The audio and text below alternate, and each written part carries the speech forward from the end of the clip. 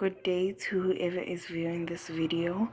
My name is Carol and I would like to welcome you to my presentation of the human brain. What did I use to create the structure? I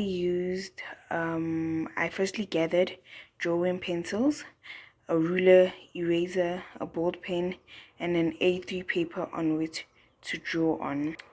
I used the drawing pencils to create and sketch the structure of the brain. I use the ball pen to label the parts of the brain, and I use a ruler for the label lines and the eraser I had in case I made any mistakes, and I could erase those mistakes to make the structure look nice and clean. The three aspects I learned from creating the human brain structure. The first one I would say is that I learned that I can draw.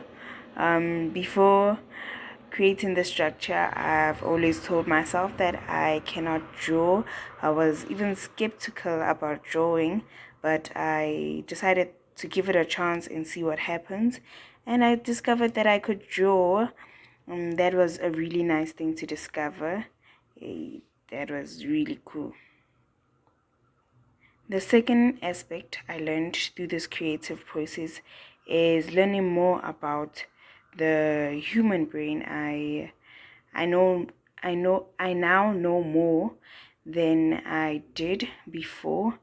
There are a lot of things that I learned because when I heard that we're creating this human brain structure, I went and did my research to find out more about the brain, and I actually learned a lot.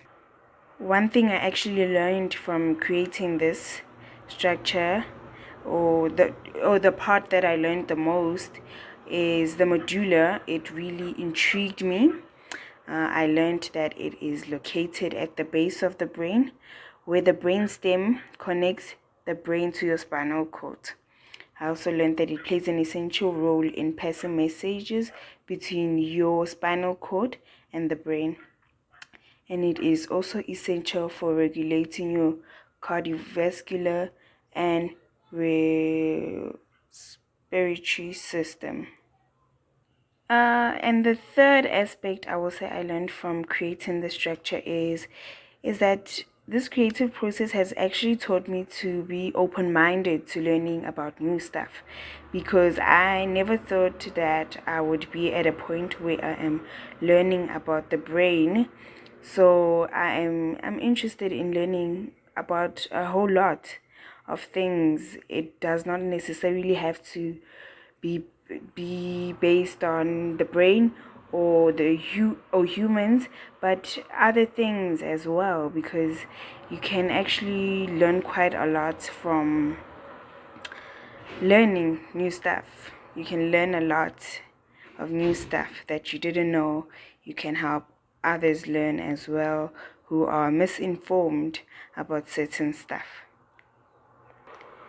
Two questions I have that is related to the brain. One, I would say I want to know which part of the brain is responsible for the decisions that humans take or that I take. You find yourself taking particular decisions in life. You find yourself making choices in life. I want to know what part is responsible for that. And I also want to know which part of the brain is responsible for memory. Which part stores your memory and helps you keep your memories safe, I will say. And what factors contribute to that part keeping those memories? Do you have to eat healthy, or what is required of that part to actually do its job and keep your memories safe in the brain? One aspect I found interesting and I have tried in terms of training my brain is that I have tried the 8 hours rule of sleep at night. I found myself in the past few days testing if I sleep that 8 hours that is required of me, will I function normal like research says?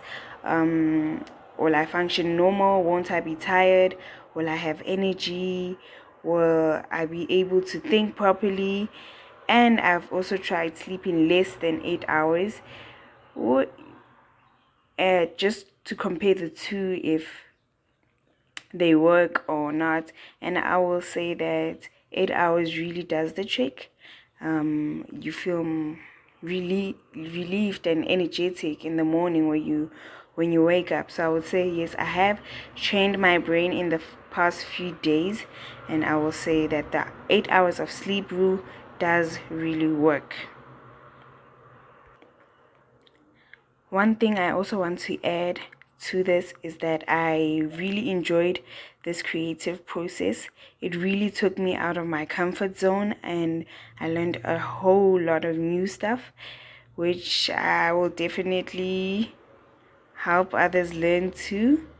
Thank you very much for this project.